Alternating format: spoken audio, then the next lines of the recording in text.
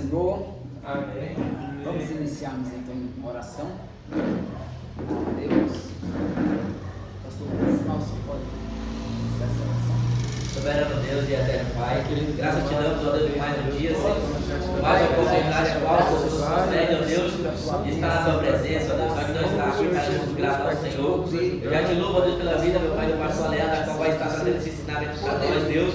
E pelo teu Espírito, ó Deus, que vai ser o inspirador sobre a vida dessa noite, Jesus. Eu creio que grande foi o que vai te fazer, Pai, nessa noite aqui, ó Deus. A gente passa entendimento riquíssimo através do teu filho, para nós absorver, Senhor. Abre a nossa mente, nos dá entendimento e sabedoria, ó Deus, da tua palavra, Deus. E fala conosco nessa noite.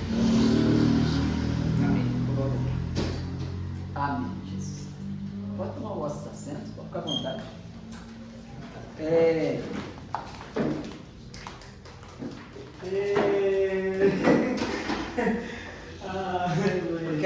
Hoje a gente ia falar sobre Miqueias, mas como o livro de Naum, o profeta Naum, ele é um cumprimento do fato da história de Jonas, do mesmo contexto, não do mesmo período, do mesmo tempo, mas na mesma ótica de segmento. Então eu gostaria de fazer menção aqui do livro de Naum. Aí depois a gente vê o livro de Miqueias, mas hoje em específico o livro de Naum. É como se fosse um segmento. Eu não queria quebrar esse segmento, embora o livro de Miqueias seja antes de Naum. Embora o profeta Miqueias, com 7 capítulos, seja antes do profeta Naum. Capítulo de número 1 diz assim, Naum, capítulo de número 1,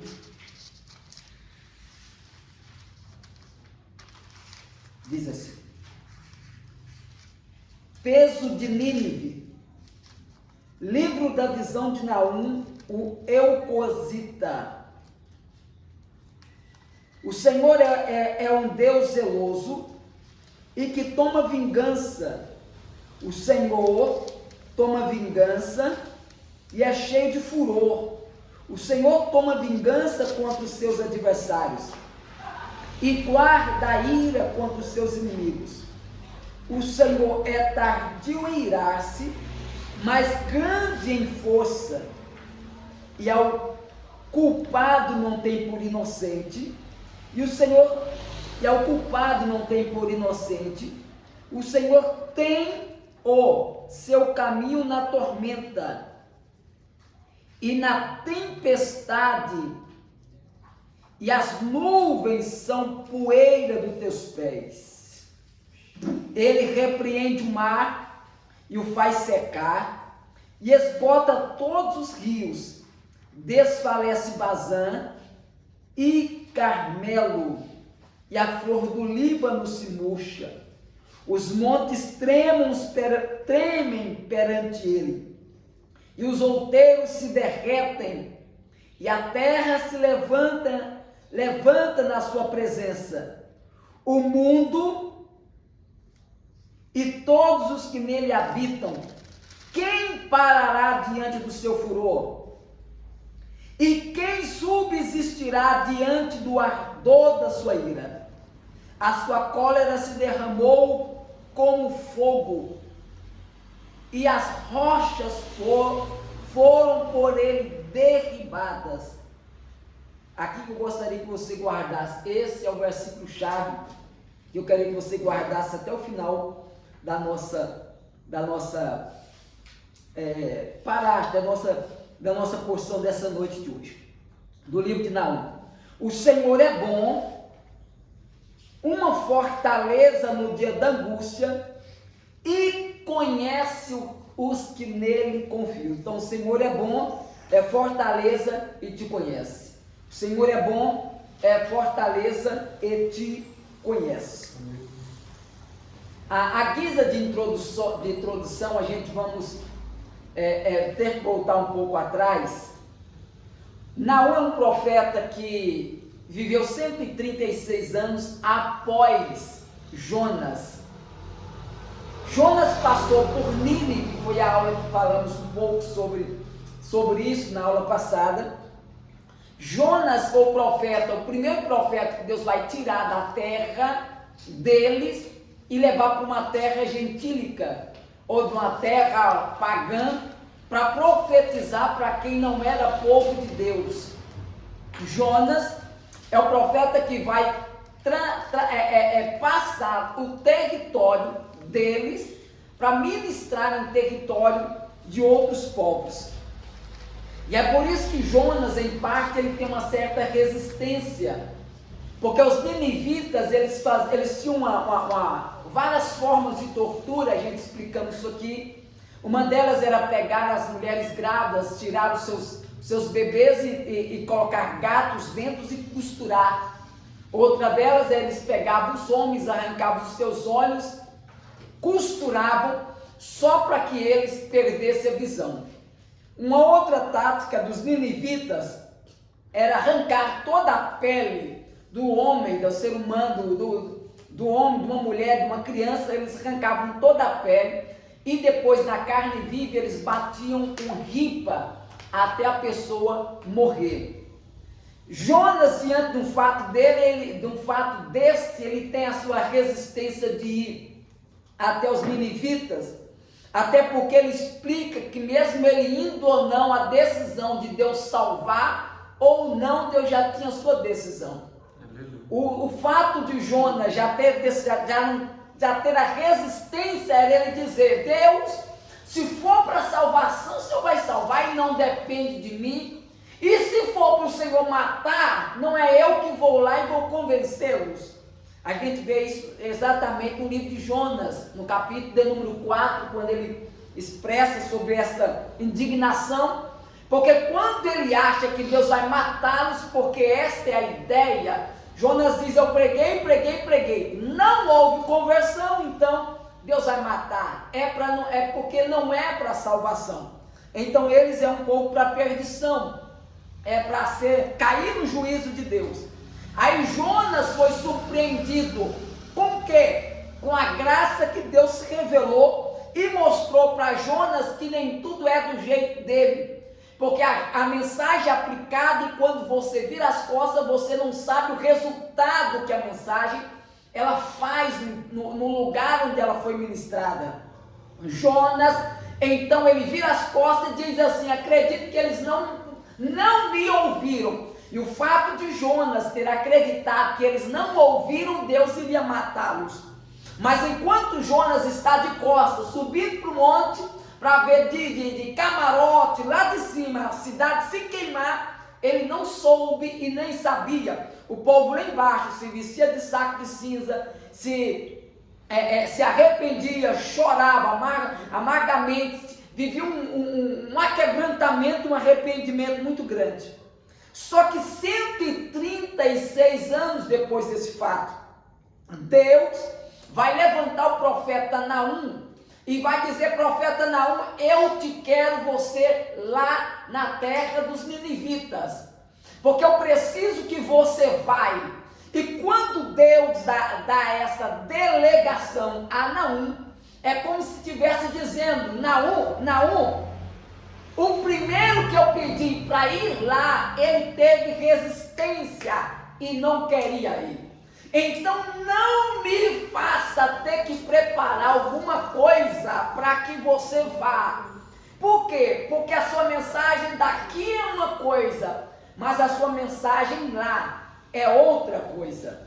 É por isso que Deus pegou o profeta Ezequiel, e o texto diz assim, que ele foi, é claro, em Espírito, capítulo 37, e me levou. Deus poderia ter levado, porque tem hora que Deus traz a revelação até o profeta, e tem hora que Deus pega o profeta e leva ele em revelação para o ambiente. A Bíblia diz em Apocalipse 1, 2 e 3, que a revelação veio a João na ilha de Patmos. Mas no capítulo 4 ele viu uma porta se abrir, o Senhor disse para ele: sobe para cá, porque agora é você que vai vir para a revelação. Ou seja, Quando o Deus fala para o profeta, agora você vai ter que ir lá, você vai ter que pregar para esse povo, você vai ter que anunciar para esse povo. E qual é a mensagem, Pai? Qual é a mensagem, Deus? A mensagem é esta, é que há 136 anos atrás, esse povo se arrependeu. Há 136 anos atrás, houve um quebrantamento e uma mudança, mas agora aquele arrependimento virou remorso. Existem duas palavras, Vinícius, para arrependimento. Uma delas é metanoia e uma outra dela é não é metamorfose, é a eu vou lembrar daqui a pouco. Aí o texto vai dizer uma coisa, que a metanoia é mudança de mente, é um arrependimento de contínua mudança. Mas a outra palavra é só um remorso. A primeira vez que Jonas passou lá, houve essa metanoia, esse arrependimento por completo. Mudança de mente, mudança de conduta, mudança de pensamento e mudança de caminho. Mas na segunda não, na segunda eles olharam e disseram assim: agora houve apenas um remorso. O que havia em Nínive era apenas um remorso. E Deus olhou e disse assim: para mim não serve, para mim não dá. Por quê? Porque quando vocês pecaram e ouviram a minha voz, vocês se arrependeram, vocês choraram. Houve época em que vocês, quando falhavam, corriam na minha direção em planto. Houve um período que quando vocês pecavam, falhou, que eu mandei o meu profeta Jonas, vocês se quebraram, vocês se vestiram de saco de pano, vocês correram em jejum, vocês buscaram a minha misericórdia. Só que agora, essa cidade de Nínive só tem remorso e nada mais do que isso. Apenas o remorso. E é por isso que Deus pega Naum e diz: Naum, vai lá. Por quê? Porque em lugar de arrependimento, mudança de mente, só há um remorso.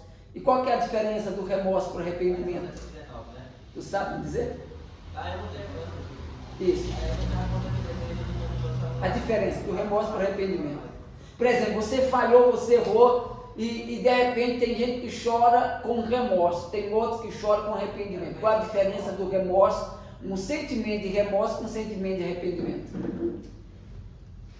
Arrependimento é assim, chorando de arrependimento por causa da ação, né? Um arrependimento de se arrepender, né? E nunca mais fazer o erro que fez. E o remorso é bem diferente, né? Do arrependimento.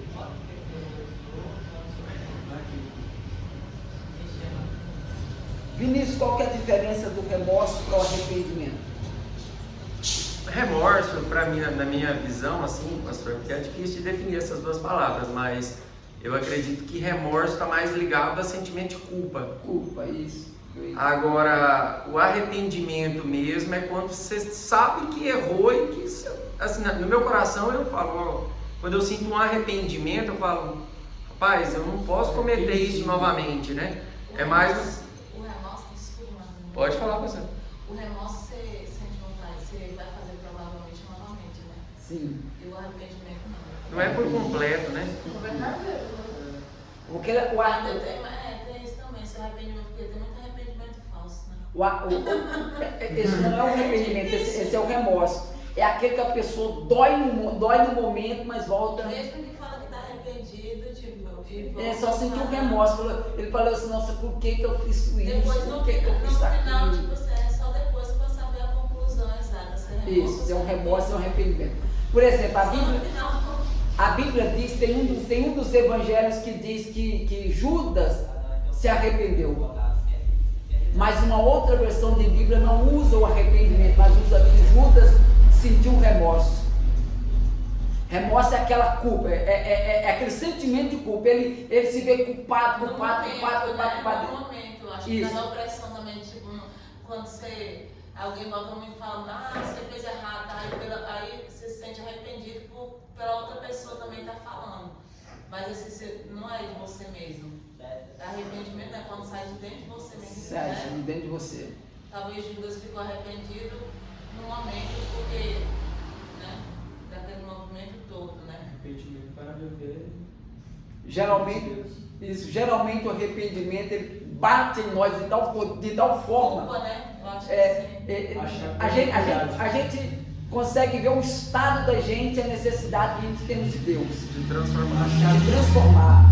Já o remorso não, o remorso você não consegue mais se ver lá, você só vai sentindo aquele remorso. Ah, Senhor, eu não vou para a tua casa não porque eu te feri, eu não vou para a tua casa não porque eu fiz isso, olha o que eu fiz, olha o que eu fiz. Então ele vai sentindo só um remorso. O remorso não faz dele um arrependimento, não gera arrependimento, só gera nele culpa, ele só vê. talvez o vitimismo também. Isso. Pano.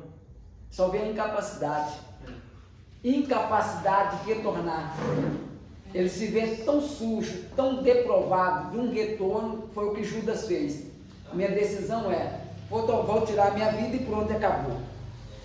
Lê para mim, Vinícius, o senhor está aí com a Bíblia aberta, não? Sim. Capítulo 1, versículo 2. Ouvi todos os povos, presta atenção, ó terra, e tudo o que ele falar, seja o Senhor Jeová testemunha contra vós, o Senhor, desde o seu santo templo. Qual que é o texto? Qual que é o livro que você está lendo? Miqueias. Não. Não. Naum, capítulo 2, versículo 1. Não.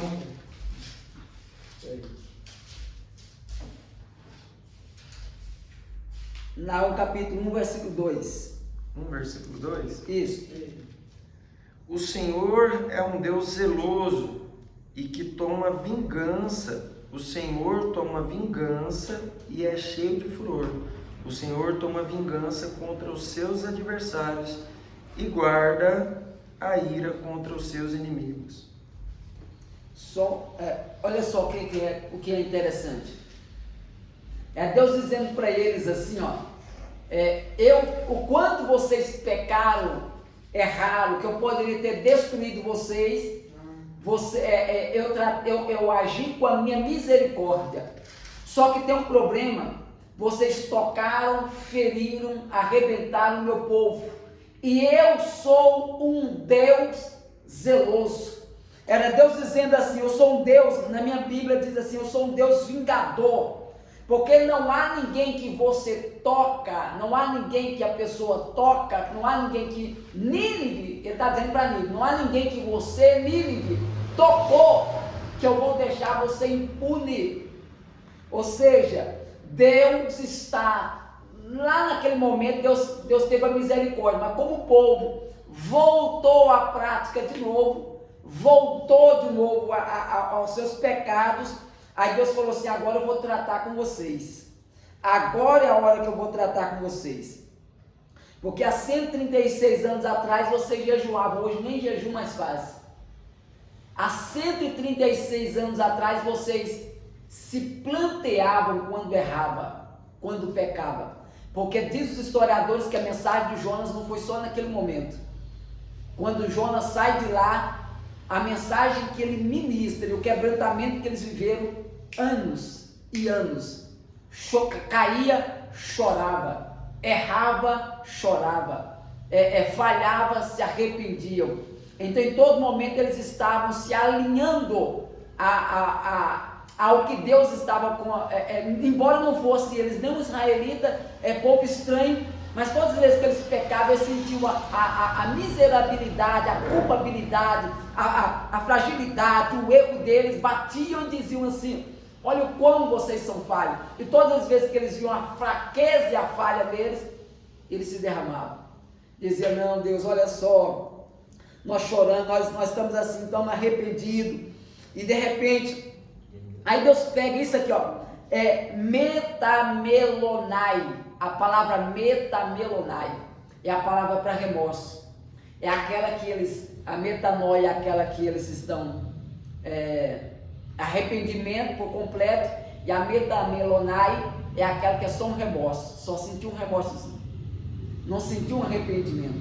É igual a pessoa fala mal da gente, aí vem cá aqui no perdão, aí a gente tá falando de novo, é só um remorso, né? É o metamelonai, é aquele, a pessoa Mas tem que passar pelo arrependeu mesmo ou só tá... A metamelonai é aquele sentimento de remorso. Nossa, por que eu fui fazer isso? Por que eu fiz isso? Deixa eu ir lá e conversar. Por quê? Porque ele só está sentindo remorso, não é porque ele se arrependeu. Coisa de momento, né? É coisa momentânea. Na verdade, o remorso é isso aí. Se ele não agir rápido no remorso, é por isso que Judas se suicidou. Porque se Judas espera 2 dias depois, ele não teria se suicidado. Não ia arrepender, né? Não, porque de fato há um texto que diz que ele se arrependeu, mas assim, e o arrependimento dele acabou virando remorso. E o remorso ele faz pessoas agir tanto positivo como negativo. Eles fazem pessoas tomarem uma decisão rápida, Positivo, mas depois se torna negativo. mas também fazem eles tomarem uma decisão negativa. Novamente, né? Isso. Ou seja, quantas pessoas no remorso colocam um revólver na cabeça e pum. Por exemplo, matou filhos aí, e pais que mataram filhos que mataram pai, e na hora do remorso, não é arrependimento, é um remorso. Eu acho que aquele pastor lá, aquele menino lá, foi remorso naquele. Sabe de onde que é, né? Da pandemia? Eu acho que foi remorso naquele. Mas o remorso, quando a pessoa está com esse remorso, ela está em si. Mas depois eu acho que veio o arrependimento mesmo, assim, mas no momento foi o remorso, eu acho. Como ela para para analisar o que aconteceu, ela está fora de si ou não? Porque o remorso também vai por impulso. Porque quando a pessoa está no remorso, vai lá, parte da própria vida, como que é isso? Porque geralmente quando a pessoa tira a própria vida, ela tá, como é que se diz? Fora de si, né? Sim, Mas quando tá com esse remorso aí, como que é? geralmente a pessoa, de fato, no seu ato de remorso, ele pratica muita coisa, né? Se ele tira a vida de alguém, ele tira a própria vida nesse ato. Judas foi um dos exemplos. Mas ele não está em si. A minha pergunta, então, já que comentou sobre Judas dentro do período de remorso dele, a minha pergunta é: Judas foi salvo ou não? Ah, eu acho que não foi não que ele se arrependeu. O negócio que ele se matou, não. Tipo assim. A Bíblia- Mas ele teve sentimento, o negócio que agora ficou em dúvida, porque o senhor falou que ele teve sentimento de ele teve sentimento de arrependimento. Aí quando foi, antes dele ter o arrependimento mesmo, antes de voltar para o remorso, ele foi e se matou. Aí, então, por conta do arrependimento, eu acho que sim. Também acho. Nesse intervalo aí, entendeu? A Bíblia diz que Jesus Jesus falou que lá no céu vai ter quantos tronos? 3? Para os apóstolos. Vocês lembram que haverá 12 tronos? 12 tronos. Eles vão sentar e vão fazer o quê? Julgar. Se lá no céu vai ter 12 tronos, e quando Jesus Cristo chamou os 12 discípulos, ele diz assim, ó: para cada um de vocês terá 12 tronos. Ó, Jesus falou para eles assim: para cada um de vocês terá 12 tronos. E Judas estava onde? Está incluso, hein? Judas estava onde no momento do diálogo de Jesus? É forte, né? Estava com Jesus no meio do local. Então Jesus falou assim: ó, para cada um de vocês vão ter 12 tronos. Aí de repente Jesus poderia falar: opa, vai ter 11 tronos e um de vocês não vai estar lá não, viu? Então não está aí. Aí a minha pergunta é... Ele só foi salvo, então. A minha pergunta é que na verdade, no texto, na Bíblia, em nenhum lugar diz que o suicida não vai para o céu, né? Em nenhum lugar na Bíblia. Não tem um respaldo, não tem um texto. E é claro que a gente não fala isso do público, porque de repente alguém fala: nossa, pastor, aquele dia falou que eu não vou, que o suicida não perde a salvação, eu estou vivendo uma vida tão esquisita, deixa eu passar um. Como é que fala? E aí é diferente. A vida era só. O suicida não é dar, não é? Fala? Ninguém é, pastor. Os homicidas. Não, os homicidas é quem mata, né?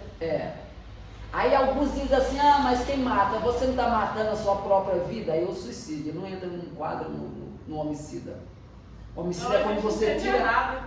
O homicídio é quando você tira a vida do outro. O suicídio é quando você tira a sua própria vida. Então, quem tira a vida do próximo não tem salvação? Não. Não? Assim, se não se arrepender, se não se arrepender, embora qualquer pecado é pecado que conduz o homem, leva o homem para o caminho do inferno. Mas o fato de alguém ter feito um homicídio, ter feito vários homicídios, ele não se enquadra de uma pessoa que já perdeu a salvação. Aí alguém me fez uma pergunta e falou assim: Leandro, pesquisa e busca um só de um maníaco, qualquer um deles, que se converteu e está crente hoje. Só um. Eu cacei, entrei na internet, busquei, fiz de tudo e não achei um desses maníacos do parque, da Serra Elétrica, serial killer, qualquer um deles. Não houve nenhum até hoje. Se alguém lembrar depois, se alguém souber de alguém. É difícil, né? E ela me falou porque os neurologistas, a ciência, os psicólogos, os psiquiatras, todos eles descrevem. É um sentimento que parece que não há mudança neles. Não tem mudança. É uma coisa que não tem mudança. É por isso assim que quando ele cita listas, ele cita listas que inclui vários pecados, não é só o homicídio. Não é só quem está matando, é quem está roubando, é quem está prostituindo, quem está muita coisa. Então ele faz uma lista enorme. Depois dele dar essa lista, ele diz: não vou entrar no reino dos céus. E não é porque ele deu só aquela lista também que é só aquilo. Isso, não é só aquilo, não está restrito só aquilo. Por exemplo, quando fala em não roubar, não matar, envolve tudo. Aí Jesus Cristo resumiu isso aqui, ó: amar a Deus sobre todas as coisas e o teu próximo como a ti mesmo. Fazendo isso, você automaticamente já faz os outros. Já faz os outros. Mas quando você odeia o teu irmão, Jesus falou, já não ama o pai. Então, se você odeia o irmão, vai começar a falar mal dele, vai começar a inventar coisas, vai começar a falar, vai começar a não sei o que, vai até... Isso é o princípio, né? É o princípio. Então, aí o livro o livro de Naum, resumindo aqui, Deus leva esse profeta até lá e fala para eles, ó, os delitos no capítulo 3 de Nínive, a sua ruína é inevitável. Todos que ouviram a tua fama baterão as palmas sobre ti. Versículo de número 19. Não há cura para a tua ferida, a tua chaga é dolorosa. Todos os que ouviram a tua fama baterão palmas sobre ti, porque sobre quem não passou continuamente a tua malícia. Aí eu acho interessante, aqui termino, eu acho interessante porque Deus, no versículo aqui que nós lemos aqui, ó, Deus é bom. Deus é bom. Ele, olha só que coisa linda. Versículo número 7. O Senhor é bom. Por que Deus está dizendo que Ele é bom? Porque Ele está dizendo assim, apesar Nínive da sua falha, existem dois tipos de Nínive. O Nínive nos dias de Jonas e os ninivitas nos dias de Naum. Se a gente olhar para os dias atuais, tem dois tipos de ninivitas dentro da igreja. Aqueles que o profeta prega, aquele que o pastor prega, aquele que a mensagem é liberada e há quebrantamento e mudança. Mas há aqueles do tempo de Naum que está pregando e não tem mudança nenhuma, só está tendo remorso. Não há choro, não há quebrantamento, não há arrependimento, não há nada. Talvez o livro de Naum seja mais temporário para nós do que a gente imagina. Talvez o que ele esteja dizendo, oxalá que Deus tenha saudade dos dias dos ninivitas de Jonas, que quando ouviam a voz de Deus se aquebrantava, chorava, gritava na madrugada a Deus quando pecava. Você lembra, todo mundo passou por isso, falhou, caía lágrima nos nossos olhos, chorávamos pelo nosso estado. Já Lucias e Naum não. Pecavam e era tudo natural. Erravam e era tudo natural. E olha o que Deus está falando no verso 7. O Senhor é bom. O que Ele está dizendo é que apesar de você não clamar, apesar de você não jejuar, apesar de você não me buscar mais, apesar de você estar com remorso, falha, mas não vem para a minha presença, eu sou bom. O que Deus está dizendo é: eu mesmo assim não desisto de você, não paro de te procurar, não paro de correr atrás, não desisto do que eu fiz com a tua vida. Você, apesar de não ser o que era, eu ainda continuo sendo o que eu sou bom. Aí ele, segunda coisa que ele diz, sou uma fortaleza no dia da angústia, ou seja, o dia que você se sentir angustiado, que sentir essa miserabilidade na tua alma, eu sou a sua fortaleza, corra para mim. E conhece os que confiam nele, e com uma inundação transbordante, acabará de uma vez com o seu lagar, e as trevas perseguirão, olha só, os seus inimigos. Que pensais vós contra o Senhor? Que pensais vós contra o Senhor? Ele mesmo vos consumirá de todo. Naum falando, olha aqui, apesar de Deus ser bom, o que vocês estão fazendo? E o que vocês estão fazendo vai fazer com que Deus permita que todas essas coisas venham sobre você.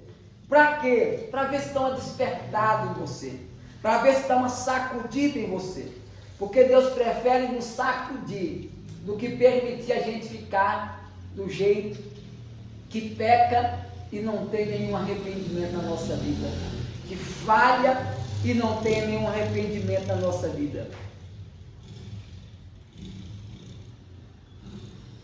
E aqui então a gente resume e conclui esse livro de Naum.